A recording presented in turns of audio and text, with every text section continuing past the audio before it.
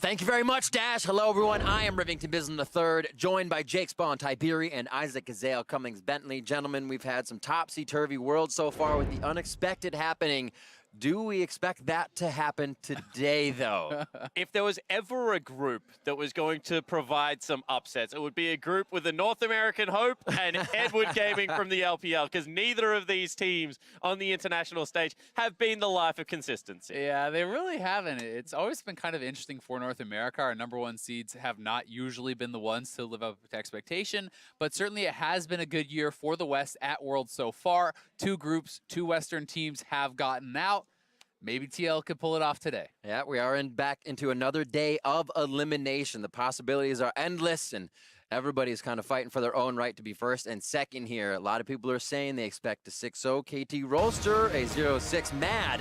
But can the mix-up happen? Starting here with Team Liquid versus KT Rolster. And I want to talk about the pressure on KT Rolster, because this is a lineup that came in as a Korean super team, put together to take down SKT and then win a world championship. They weren't able to do it last year. We've seen ups and down performance already from the LCK representatives this Worlds. This is a team in Korea that has the most pressure put on them, but so far they have performed well. Yeah, they really have been performing very well, and I think that with a fantastic performance today, with a 6-0 today, they would be coming out of groups looking like the favorite for the World Championship. But going into a couple days ago, everyone was saying you expect RNG to 6-0. You expect them to be dominant, and that certainly was not how the group turned out there. Both of these teams have pretty much been made to win at Worlds. And man, will they try their hardest here on this elimination day. Ban Phase 1 almost finished out. And we're going to see what KT Rolster has for this final usage of homework here as the Shen is banned out. Nothing for impact there. And so far, the bans make a lot of sense to me. UCal seems to be a threat right now in the mid lane. Pobelter does need to be on a scaling option, I think, if TL are going to be successful. I like things like the Galio, like the Malzahar, so look for him to drop his priority in the pick ban. At the same time, I think Smithy must be able to get a better jungle matchup here. Alistair's going to help that out just through his pressure in the bottom lane. They need to be able to control scores pick if they want to have some success. I'd also say this has been one of the better champions for Olay. He has looked somewhat shaky on both the Leona and the Rakan in this tournament. So Alistar, I do think, is a more straightforward engage. It is a lot easier to pull off, but you are giving over both the top lane priority here with the Urgot pick and potentially the Xayah takeaway. This would leave Kai'Sa available for TL, but that gives the bot lane 2v2 kind of over to KT. Yeah, and just because of some meta reasons, I thought, the Tahm Kench as well as Shen probably support takeaways here, but you do have to remember that they're some of Impact's best picks there in the Shen and the Sion being taken off the board. So interested to see whether the tank top laner of Team Liquid does go towards an Aatrox, try and fight some fire with fire versus someone like Smeb. He could, but I mean, I honestly would be somewhat surprised. I mean, he does it, but this has historically not worked out well for Impact at Worlds. When you think back to last year even, traditionally he doesn't do well on the carry versus carry matchups at MSI also. He has mostly succeeded on tanks. And that's because a lot of what goes for the resources is all to double lift. Everything that bottom lane on a Sivir, you don't need to do that as much. He offers from that position no matter what on that utility champion. So it'll be pretty crazy to see Impact going back to that aggression in the top lane. We do have to note, though, this could be a flex to mid. So it is possible that Pobelter will be playing the Aatrox. Certainly don't expect it to be going anywhere else. That would be a little bit too crazy. But so far, the draft, I think, looking very good for KT. Smeb with the Urgot on the top lane should have priority. You've taken away Doubleus, #1 pick by far with the Kai'Sa. Gragas is one of Smithy's best jungle champions and something that can actually affect the early game very, very well. So KT has not only taken comfort for themselves, but they've taken it away from TL. And I think that the jungle takeaway means that they can now focus heavily on the mid lane bans, just because they know they've already got Smithy's best performing champion so far is what he played last game to be able to pick up the first blood. Now if you start hitting Talia as well, puts even more pressure on the 2 members that you feel must be able to perform as a core of the map for TL to get some advantages. I wonder if we see Pobelter bringing out his first Malzahar of the tournament. Something along those lines I think could really make a lot of sense for them. They are pretty physical damage heavy right now. It is something that is considered generally a fairly stable mid laner. That being said, UCal very likely will be left with the counter pick, and that is going to be a very frightening prospect for TL and Pobelter when UCal has been a monster. The other small takeaway is you can see TL very aware that could be a Gragas support coming out from Very Martha, true. just because it is considered one of the better matchups into Alistar, can stop a lot of that aggression. So still potential for Score to take something here. And we've seen things like Poppy Jungle rise to popularity against the Alistar Aatrox combos just because of how much presence it has in the team fights and being able to shut down the aggression. Out of phase 2 for bans. That Kindred take it away from Score along with Talia, Galio, and Ornn as we take away the tanks for Pobelter and Impact. What is the pick for KT Rolster? Possibly locking in that jungler, letting us know where that Gragas is going. They have 8 seconds to hover. Yeah, and I would be surprised if it was a Graves. I think they want something with a little bit more presence on the map. Whilst in a similar vein, it is a farm-heavy jungler. There is a physical damage threat, given the fact that, you know, with the Kai'Sa, you need to be able to balance out your comp. Something that certainly suits heavier into KT's favor. But I want Smithy to go early game. You know, where is the Olaf? Where is, you know, Lee Sin not a champion he's known for. Xin Zhao maybe, something along those lines. Have some impact down in this bottom lane. Yeah, I'm really looking at Olaf or Xin. It is going to be the blind LeBlanc for Pobelter, so throwing down the gauntlet here against UCal should be very interesting, but already you can see KT trying to set up for a heavy dive comp, a lot of engage, a lot of follow-up to attack Doublelift on this low mobility carry. And I like it because even though it's an assassin pick, it is considered the safest assassin available. You know, things like Syndra are a skill matchup, but you should be able to weather or survive that laning phase. Some mid laners like Jensen even show that you can thrive in that situation. And it's not going to be an early game focused jungler, so a little bit more late game scaling right now seems to be the MO. Yeah, very heavily weighted towards that end of the spectrum. They were hovering the Zim, but decided to go for the Skarner. They do have quite a bit of physical damage in this composition, and there's not really a lot of fantastic things to QSS. So while you will still have to pay that tax, it's not like you're getting, you know, a Morgana binding that you can also QSS and all these other things. So if you can force QSS out of a number of these different carries, that could be pretty effective. That being said, we are going to get the Lissandra as the last pick, the answer to this LeBlanc. And Lissandra plus Nocturne post 6 can be so terrifying for LeBlanc.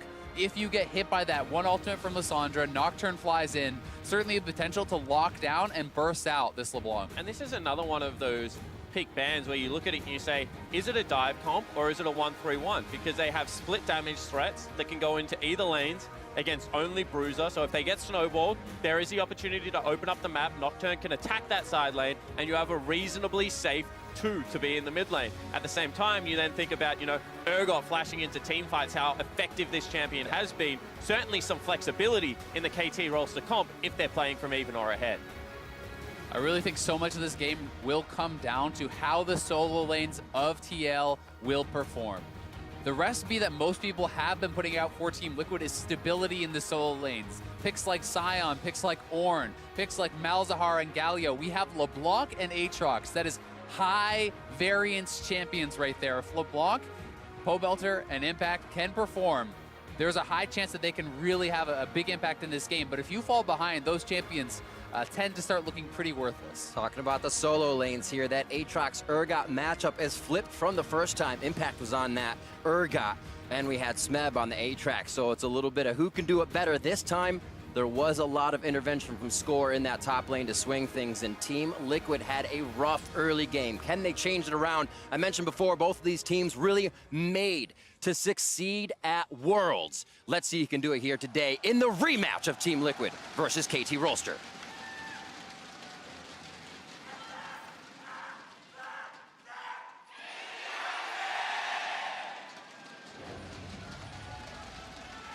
Home crowd very pumped up for this first match of the day. The KT fans certainly coming out in droves, and it is worth noting some of the runes that have been chosen here. UCal going with the Aftershock, certainly one to note. This is less laning focused, as has been talked about. It's more about survivability, more about creating space in the backline, being able to dive in on your targets, have the tankiness with the Aftershock, then use the self-ultimate. The Zonia is just creating that zone where a Sivir cannot really enter. And it's worth noting that Doublelift, this is his first game, you know, of Sivir since, I think, you know, he didn't play at all in summer, maybe back in spring, but it's been quite some time. It is a fun combo, though. Sivir Alistar is one of those picks that if you can get the shove in the bottom lane, which they should be able to do, then you can start speeding your Alistar into the mid lane. You don't even need to be a part of the gank. You just unlock the rest of the map. And it's going to be crucial because you look at the force of engage that they have. You know, you're going to have to get a Skarner in there somewhere. You're going to have to get your Aatrox in there somewhere. All of a sudden, Sivir playing multiple roles in this composition right now for the Liquid lineup. Yeah, I mean, we've seen how much priority people are putting on that move speed and engage for even an Aatrox. Yep. Ghostblade has become so popular for that champion that people are sometimes even just going Kindlegem straight into a Ghostblade. Sivir is going to give you even more on top of that. So you get the initial burst of movement speed from the ultimate. If you combination, with that Ghostblade as well as a Sivir ultimate, you really can fly in and get on top of these carries. And you should have some push in this laning phase. Aatrox, even though he historically loses this matchup later, does have some good AoE clear to be able to push in. LeBlanc holds the threat, as we can see in the mid lane. And bottom lane should also eventually start pushing in at about the level 5 mark as well. So there is room for Smithy to get busy, to path around the jungle, try and battle ward, outscore, delay that level 6, and have some impact. And I really like that call, talking about delaying the level 6, because I think that this is very much about the race to 6, the race to the first effective ultimate. So much of games like this, I think when you have 2 farm to 6 junglers, can depend on that first gank. Can Nocturne get out that really important first gank and start snowballing, or can Smithy have more effectiveness coming out of the jungle? Because really, you're not expecting to see anything much happen pre-6. Slowly pushed it on the bot side. Deft and Mata get themselves positioned to push into the jungle. This will give an idea of where Xmithie is, so KT really has the advantage now to slow down that 6 window from their side onto Team Liquid. Yeah, and people would be thinking, how did Alistar that starts with the execute on the minions as well as the Sivir get pushed into turret? Well, it's all about where the jungle is started. It's a good point.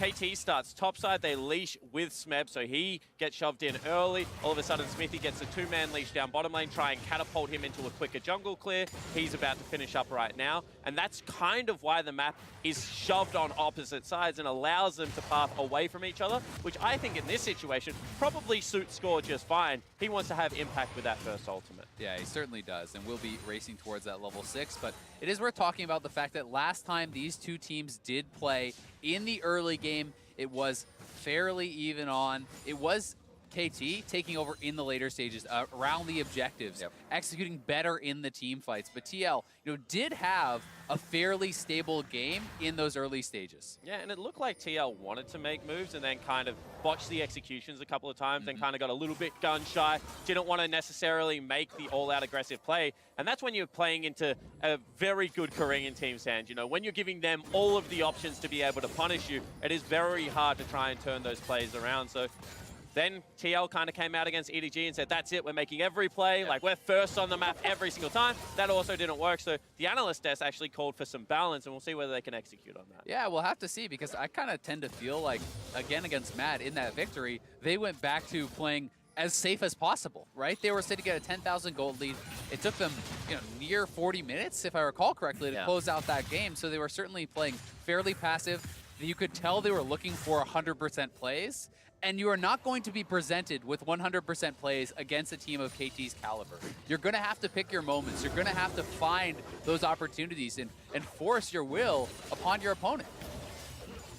We were talking about the early game. Xmithie having a much better time in this rematch. Doublelift had to have blown Flash, as we remember, kind of face-checking a bottom brush.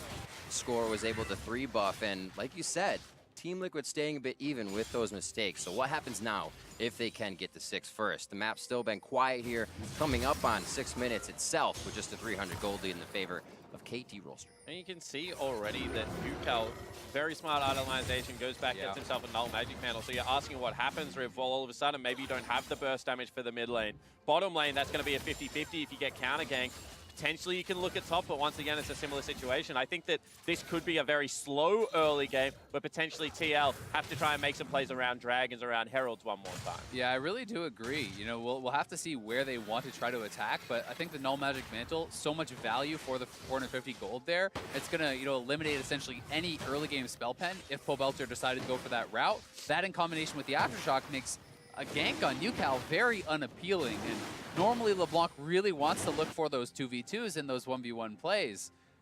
Smithy could look towards the top side, but Urgot as well is fairly tanky, and as he's hitting 6, Score will be also, and has the potential of a counter game. And this is one thing that KT does very well. You can see the play is on the bottom side of the map, and I say this a lot, but where is the play right now for TL? Well, it's probably top side, so Smeb, make sure that his wave's pushed out as his jungler wants to start up that dragon. He recalls, so while Smithy gets a Scuttle Crab, no Rift Herald available, all of a sudden Smeb back in base on a good shot there for a Phage, no effective gank available. You can see how KT is actually holding this wave. They're trying to set up for a freeze so that Score can get in position for the ultimate. He just hit 6, and they have held this wave near their turret. Mata, oh, they're TPing this 4-man bot. Ultimate in, they want double lift first. He gets himself a bit to safety, but they're actually going to be able to take Ole down immediately with that damage. Nicely done with the change of focus. UCal teleporting in for a little help there. And perfect setup, perfect execution. They get everything. They get every single summoner spell bottom lane. They get the first blood. KT off to a great start. Yeah, that was really, really well done, and so well set up by Deft and Mata. You could see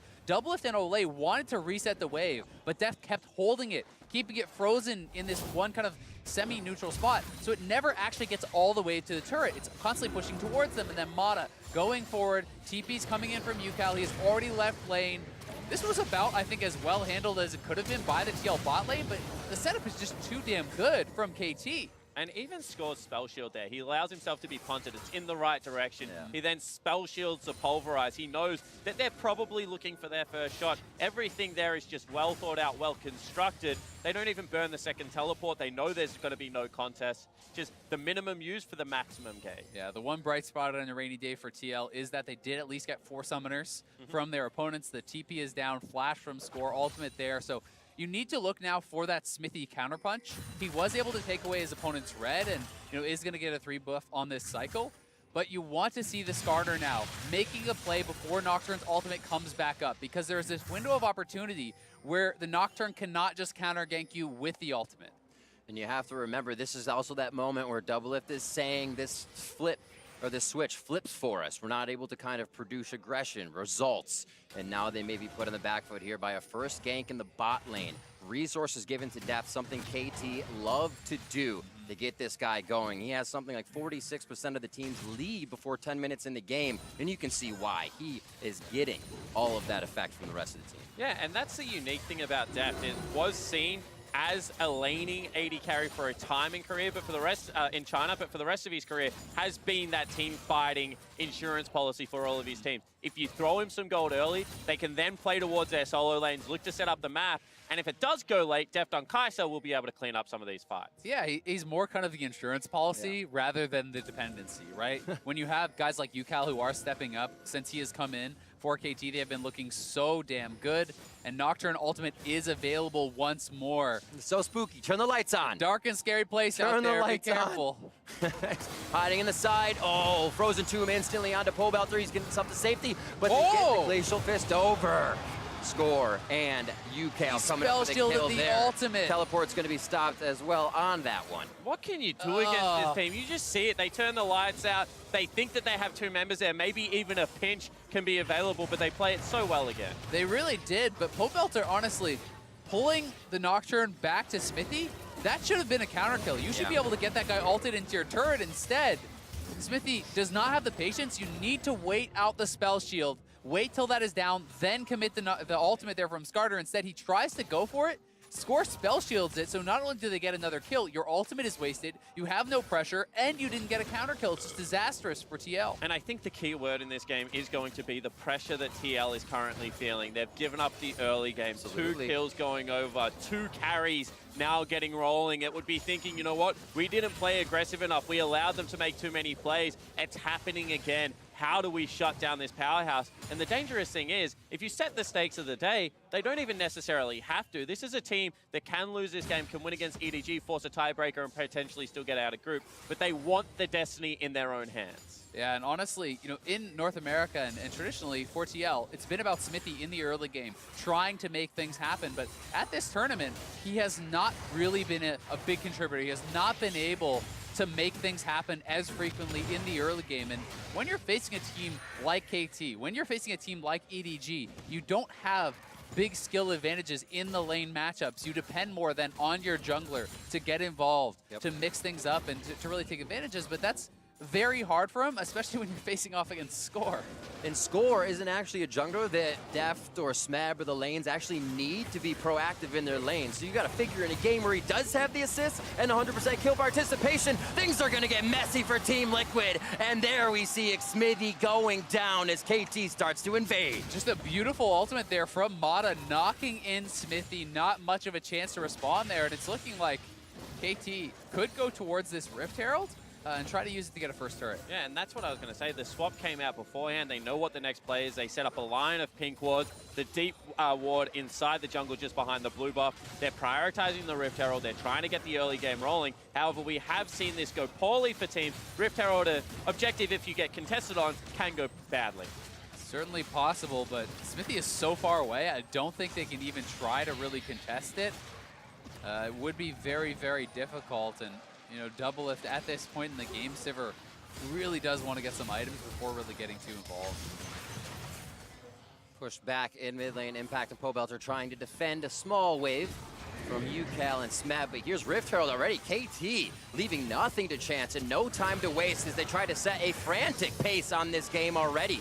3 kills to Team Liquid, and mid turret will fall for first turret blood as well, as KT is raking in the money. But once again, a flash out of Smithy, no grab there, not in range of anything. UCal just pops the ultimate, first turret goes down. There's another dragon now up and available. They have complete control over this map, and it just doesn't look like Team Liquid have any answers to the pace that KT are currently setting on the game. Yeah, KT are setting up the plays better. They're executing on the plays better. They are straight up outplaying TL, really in all categories right now, but TL trying to make a play here. We'll see if they can turn it around. Impact thrown down World Ender. They have Smeb right in the middle of everything and Score, and UCal trying to come in and affect the fight, but they have to turn away. Top lane is going back and forth in the 2v2, so they can't come down to help. The flash in the Ring of Frost from UCal. Score's and low. it puts Score in a real bad spot. Pobelter with the auto does get as the Ignite comes through as well. And now they're on the chase to UCal. Impact with World Ender down may not go fully under the turret, but KT biting off more than they can chew. And finally, a punish out of the Team Liquid lineup. KT was playing like they didn't have an opponent, but they respond in a good fashion and they pick up the 2 kills. Yeah, Mata had been pushed back to base as well, so TL making something happen finally. They do push up on the top side, are going to be able to get a preferential back here as well. They do trade +1 in the kills also, so positive for TL that they are now trying to continue to stay proactive. This had been a problem for them in the past. When their first punch fails, they do tend to kind of back off and not have the confidence king. That's the base check. Whoa, Deft going in, try to bait out Pobelter there and also get the ward clear. As you can see, it's actually pinked out, so he did not know, and almost getting another kill around the map. Pobelter trying to be omnipresent as we head back down to the dragon fight. You can see this dragon fight coming out one more time. They are able to focus down Smeb, finally getting used out of that Skarner ultimate, but then KT kiting back, feeling the confidence to go forward here as the World Ender expires. Yeah, it certainly did. They flash forward, they use some summoner spells. They do pick up 1 kill, but ultimately probably not a worthwhile trade. All of a sudden, Pobelter feeling a little bit more involved in this game from previously being shut out. He's got the 2 kills, and LeBlanc's still one of those champions that if you're someone like Deft at this stage, you don't want to get rolling. It's really just good to see that TL are trying to stay proactive, even though they had been outplayed in the early game, even though their early plays had all kind of failed. You see Pobelter still roaming up to the top side. They're not backing away from the fights. This is something that they have really talked about needing to be able to do, but it's Impact now. No ultimate available, and that was an exhausting night. Double Spellbook Summoner spent there from Smeb, so no chance of fighting back for Impact. But I like this because all of a sudden you can see the bottom lane is rotating back down towards the bottom side of the map. There is the Mountain Drake available. There is a turret there. Smeb using both of the summoner spells now won't be able to contest for that wave. So finally TL with the well set up proactive play, going to look to knock down a turret, going to look to take themselves a Mountain Drake. Talked a little bit about the pace being set by KT with Rift Herald in mid. TL say let's switch the map and cause KT to play reactive. And I do want to stress that whilst game number 1 between these 2 games was decisive, it didn't really look like there were all that many windows for TL to play back into. It also wasn't an outright stomp where individual players were looking completely outclassed. It just looked like a well-oiled machine rolling over the top of TL. This time around, they have done a good job of just halting the bleeding and trying to trade sides of the map after about the 10-minute mark. We also have to remember how TL looked in the first days at MSI versus how they looked in the later stages of that tournament. Yep. Once they got their stuff together, the confidence built, they were able to take games off RNG, but KT, that being said, is taking turrets left and right.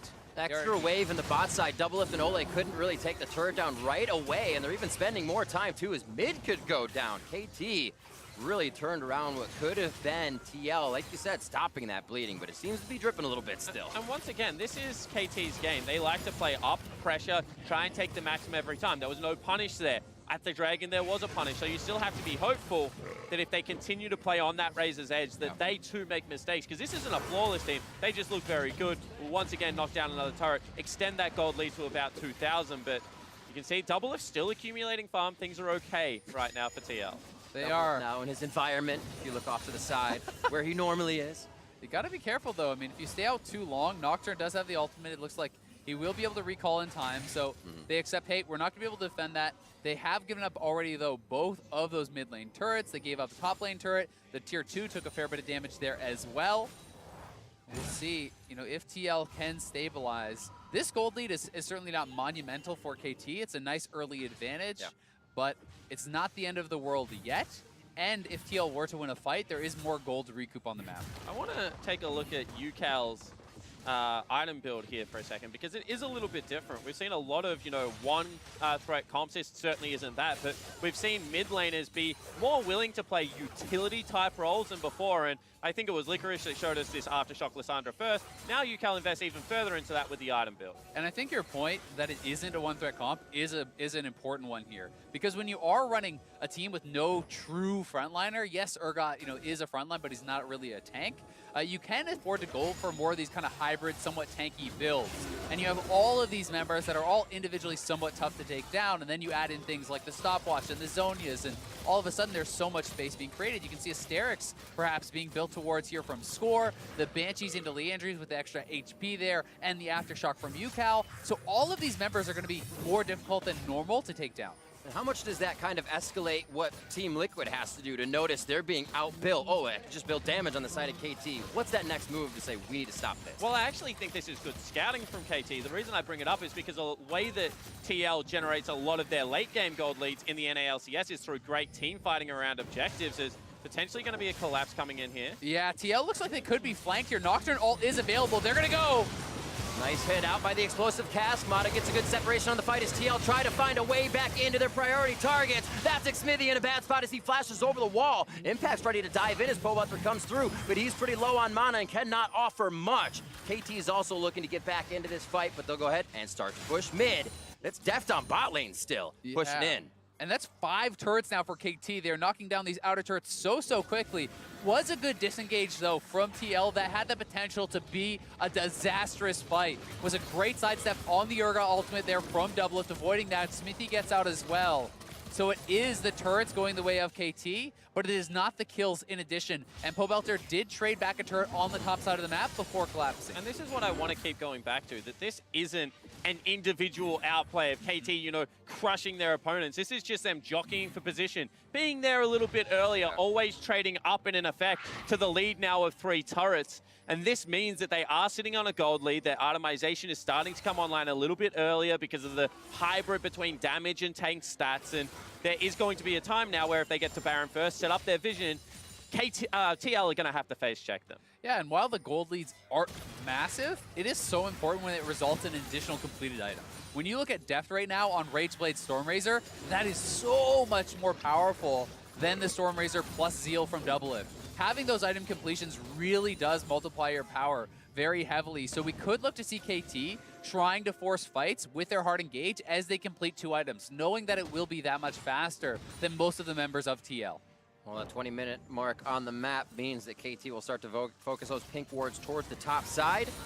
Still only 4-2 with how much KT has been in the face of Team Liquid here, tempting and taunting these fights left and right, and so much respect being given to KT now from Team Liquid. And you can see that Team Liquid now is going to have to start playing a little bit more bold. They're going to have to push waves as far as they can. They're going to have to look for pockets of vision, a little bit above Baron, maybe cheeky in the brush as you see Smeb just walk over there, because otherwise they're in a situation, actually good chunk.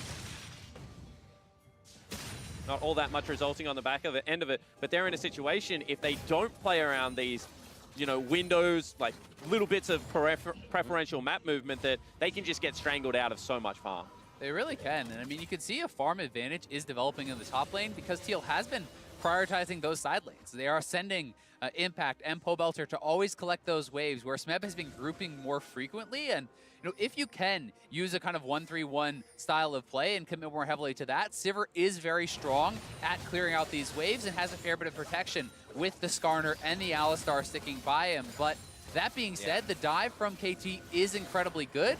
So not only could you get picked off in a side lane, Lissandra, Gragas, as well as that Nocturne. Oh, break the Banshee's Veil. They're right in under UCal. Could this be where Team Liquid flips the game on its head? KT's already ready to respond. Frozen Tomb saves UCal, but he goes down. Doublelift gets the kill off, and On the Hunt is there for more of a chase. But it looks like they stop for now with a slight advantage. Yeah, there wasn't enough damage initially, but they continue with the play, then they successfully disengage on the other side. That is so far a 1-for-0, and they're looking for more potentially. And it was good zoning from Pobelter, stopping KT from being able to move over and back up UCal. So now they're going to the Dragon with already having gotten a pick. This is something people have been talking about in the past days. They did not have that preparation. They did not have the advantage before going to the Dragon. Today they do, and they pick up their second mountain, which could unlock an early Baron. Great job by Team Liquid. Avoiding the fights as much as possible until, like you said, getting to those objective fights, being able to somewhat play around the map when something is on the mind of KT, and they actually play right on the mind of UCal there, blowing the Banshee's Veil and going in all in. And I just want to juxtapose this to the first game when they were so hesitant around objectives. This time it's a Hex Splash over the wall, the full committal. All of a sudden it's only really Pobelter split. He is one of the most mobile champions in the game. There's no way you're catching him after cooldowns are burnt. So they get the 1-for-0 trade, they get the Dragon, and slowly but surely they are starting to creep their way back into this contest. They certainly are, right? And now you look at the itemization for the AD carries, and it's looking pretty solid there for TL. The kill was picked up, I do believe, by Doublelift, and you know, you saw Pobelter on the side, drawing in Nocturne, drawing in Deft, gets the ultimate out, backs off, and you need to have your LeBlanc playing confidently, and this is looking like a much different Pobelter than when we saw him on Galio. He has been enabled by the pick, and he's been playing confidently and executing well. Because the thing about a dive comp is you give them freedom. If they're able to engage onto Doublelift, you know, if it isn't that clumped up fight, then they're just going to take him down. Potentially a flank coming in here from UCal. This is that engage. You might be talking about Ring of Frost quickly onto Xmithy and Ole. Xmithy trying to get the stun onto Mata, but now he's locked up and taken down. A double kill for Deft. Possibly onto Ole, but Killer Instinct going to be hold on that one. Impact coming around from the right side is Baron may be tempted by KT here to take down the last three members of Team Liquid. I think it's going to be there. So hard to challenge this when Mata still has Flash. It's 3v5, but they feel they can't give up the Baron, just like last time. KT got a winning fight into Baron, and that sealed the game. Straight in, they throw it on the Paranoia so they cannot see anything from the side of Team Liquid. Resurrecting on the side of Impact, but he's gonna go down instantly as he's left by Ole and Doublelift. Outside of the fight, Ring of Frost will finally take him down as Baron is secured by Deft and KT Rolster. And this is following such a similar trajectory to the first time these teams played. One mistake in the mid lane, a little bit over-aggressive for this turret, and KT make him pay. Yep, and that was just a thing of beauty from Mata. Predicting where Pobelter would go, back to that distortion. Gets ulted straight back in, no way to escape after that, and then the CC locking down Skarner, taking him out, and in the eventual 3v5, there was no way for Doublelift to ever really enter.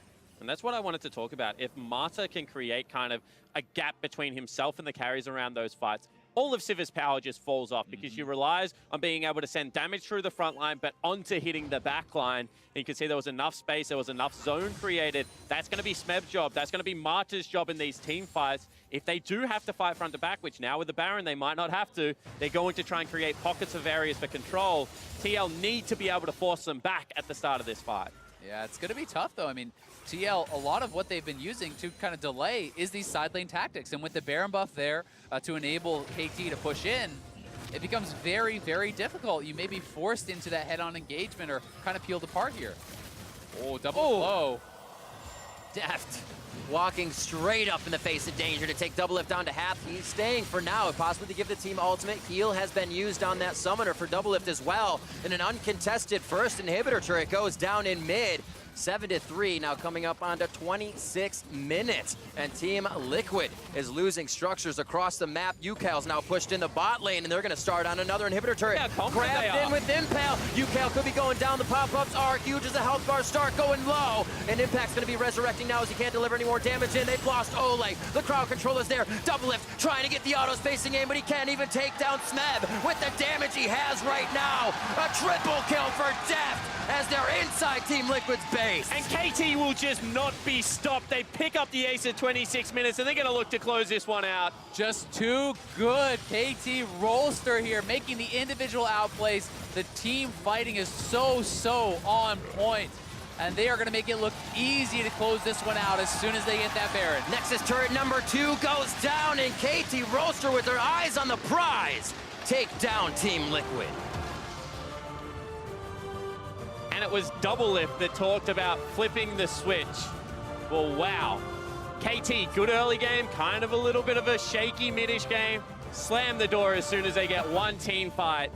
It's just unrelenting against this team. And with that, KT should lock quarterfinals. No way that two teams can pass them. EDG could potentially, but the other two squads cannot match that 4 wins, meaning they are guaranteed at least first or second in the group. And you can see the smiles on their faces. They are the hope of Korea and have been looking so damn good. And it's just all class. They know where they need to be on the map. They know how to itemize. They know which fight is a winning fight and which fights maybe they need to disengage from. You know, one error potentially around the Dragon when they went 2 for 1. That's the entirety of the mistakes you can talk about for the team. And that is just very impressive League of Legends. It looks like a team that was made to reach for that Summoners Cup, and they're putting on a show on the way there. We'll see how far they can go now. Like we said, a number 1 or 2 spot in this group, so things are looking good for KT Rolster. For more on how they locked that spot in quarterfinals, let's head over to the State Farm Analyst Desk. Thank you, Riv. A very quick victory for KT Rolster over Team Liquid here to secure their spot in the semifinal, seeding to be determined. Slow start, low kill game, but a very explosive finish. And I think that was really coordinated from the draft, essentially, by KT. It felt like KT's score on that Nocturne really set the tempo of the game. You see the Nocturne, you see the Kai'Sa, and this isn't going to be an explosive early game from KT. They say, grind it to level 6, use the ultimate, and then every single time that window was available, KT were making choices off of it. Yeah, I actually think a lot of teams, NA and European teams, are struggling with the Nocturne specifically. They LPL too. Well, LPL can also do, but I actually have played it a lot now. They've actually learned to take it in this tournament and use it against these other teams, because what ends up happening is, 1, you don't get to punish a Nocturne in the early game enough. And then 2, whenever he ultis and there's this long cooldown on the ulti, we don't see teams be very proactive and say, okay, Nocturne is now useless for almost like a minute and a half. We should do something. We should force something. They kind of let the Nocturne farm up, get his ulti again, and then he fires another one. And it was very easy for Score actually in the early game to just pick people off in 2 different lanes. Yeah, and I do feel like this game extended the same way that the first time these teams played did in a lot of ways. Like, fairly slow early game. You're approaching 20 minutes. You see TL's got 2 Mountain Drakes, and they're only down 1,000 gold. But, I mean, unlike the first game, TL made 1 proactive play, I feel like, when they were able to catch Lissandra in the mid lane to get them their 2nd Mountain Drake. But aside from that, it felt like the whole game was TL trying to defend all of the pressure that KT had on them. And the Skarner windows versus the Nocturne windows, the Nocturne windows were much more effective. And that's the really terrifying thing about KT, because I feel like a lot of fans will watch that game and not quite understand where everything went wrong. You know, you look at the scoreboard and it's almost like invisible power that you just can't really stack rank where it is. And it's this idea that everyone on KT can make those plays, that if you literally give them an inch, like Jake said it, the door slams shuts on you. It was immediately Mata grabbing that cask into a Baron. Well, I tell you where things went wrong first. It was the first blood in the bot lane. Off of that level 6 ultimate from the Nocturne, an easy first blood. I think this was actually a really bad play by Team Liquid. I know Doublelift wants to shove in the turret because he hadn't had his recall yet, but Xmithy has been 6 for 20 seconds by now, and Ocean Drake was taken 30 seconds ago, so you know Nocturne has a very high chance of being bottom side. KT does what they need to do. They had the wave in the right place, but that is a respect play that Doublelift and Ole have to back, because if they push for that wave, they're going to die. And guess what? KT's never going to give you that wave. They're just going to kill you. In the end, however, I think KT used a lot to secure a single kill right there. So when it happened, I was like, okay, cool, Team Liquid. On the other side of the map, Skarner's taking the red buff away from KT. Make a play, you know, go top lane, kill Smep or something. Did nothing. I mean, do anything, right? Either you take advantage of a top side, or you back there and you go now kill the Gragas who just blew flash in that gank with your Skarner ultimate. Either way, neither of those things happen. The game extends forward, as you mentioned, at a somewhat slow pace until we get to the play that you're talking about in the mid lane. A really sweet play here out of Mata to catch out Pobelter. And you just give him a single opening. He makes the prediction. He sweeps him back into the team, and KT turn it on, take the team fight, and immediately take the Baron. And I think the timing was so perfect on the ulti that I don't even think Pobelter could have flashed when he returned to his original position, because it was like in this little blink animation of him hitting the original spot that he got knocked by the Gragas barrel here. And that's the kind of thing that happened. Like, you have this game where it feels a little bit even, but you constantly have the feeling that no, KT at some point will just pull the trigger perfectly to start a fight. And it can be Smep, it could be Score. In this case, it was Mata doing it. And that's kind of the problem when there's so many different playmakers, is you have to respect all five. It's not just the one guy you're looking at, it's literally the entire team in these little moments. But what's really devastating for me is then if you look at the other side against Team Liquid, we constantly say, okay, Impact, Pobelter, these are the guys that we need to look at to really step up. And I feel like they actually did that this game. You know, we were a little bit iffy in the draft phase. Pobelter comes out with the LeBlanc. Impact grabs not a tank, but instead takes the Aatrox. He actually had a CS lead on Smeb up in the top side, and Pobelter was perfectly fine over in those side lanes trying to create pressure. And it's like, what more does TL have in the tank? And they're still so far beneath KT. Yeah, there will be some questions about how Team Liquid resets off of this loss. They have an hour to do it while watching their opponents in this next game, but we have to also recognize our MasterCard player of the game in Mata on that Gragas. Yeah, we've seen so many players actually take the support Gragas here at Worlds. Official calls it a trap. Not anymore when Mata plays it. But if you're going to make game-winning plays like that and also have a victorious laning phase with the Kai'Sa on your team, you can take it. You can take the support Gragas. It have to be really good. All right, so one person in the World Championship is allowed to take Gragas, and that would be Mata. My question, one more question before we go is, okay, if we think that Team Liquid actually did step up from, you know, their first round robin performance to here against KT, where can they find those little extra bits, you know, to shore up in order to make a run at EDG or Mad Team? I mean, listen, they need to find more opportunities to make plays, and I don't expect them to beat KT. Like, KT is the bar for this tournament that everyone is trying to attain. So I think Team Liquid knew coming into this day they needed to beat Mad Team and EDG. This would have been nice, but it was not expected. Is this good enough to do that? I mean, it's about the same that everyone else has been beating KT. Doesn't matter. And I don't think it matters. Yeah, it doesn't matter how you play against KT. I got a little bit scared in the intro when I heard from Doublelift where he said, if we lose to KT, it might all be over. I'm like, no, dude. I mean, is this good enough to beat... You can still win. Is this good enough to beat Mad or EDG? I mean, based on my pregame predictions, I thought they were going to beat Mad and lose to EDG, but we'll have to see. Mad and EDG will not play as well, as calculated as KT did here. They will not give you there will be more opportunities against those teams than there is against KT. Pull the trigger, you can win. Without a doubt. Edward Gaming return to the stage as they face Mad Team for Game 2. Meet us here after the break for that matchup. Welcome back, everyone, to Worlds 2018. Fourth victory on the board for KT and for their top laner, Smeb. Smeb, you are back at Worlds. We are very excited to see you playing. What is it like to be back at Worlds, not only in Korea, but as the LCK champion and the fan favorite? 네, 우선은 롤드컵에 다시 돌아온 그런 소감이 정말 남다를 것 같아요. 어떠신가요? 네, 사실 작년에 한 번 못 갔는데 굉장히 오랜만에 온 것 같아요. 그리고 또 오랜만에 왔는데 또 한국에서 열리다 보니까 좀 감회가 새로운 것 같아요. So we missed the Worlds just last year, but it has been too much long while for me. And back in the Worlds in Korea, it means so much for me.